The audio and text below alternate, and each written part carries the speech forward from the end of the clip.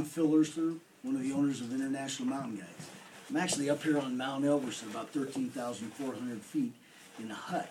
Actually a hut that my Russian partner built several years ago. We're getting ready for the climb to a night up Elbrus, 18,500 feet, give or take a few feet, and we're getting packed. And the gang's throughout the hut here, putting stuff in their bags, getting everything prepped this afternoon.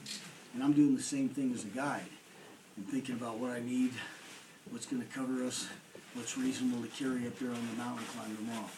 And obviously, first aid kit's got to go in. But one of the other things I like to carry on a lot of these climbs where the weight's getting a little bit heavier, and I still want to have a little bit of protection if we have to bring somebody down, or if we have an accident, we got to keep somebody warm for a little while. It's so easy just to take a light bivy sack and throw it in, regardless of what the pack looks like and what the load is, and it just affords that little bit of extra protection just in case. So, wish us luck tomorrow when we try to climb Elbrus. We'll see you next time. Bye.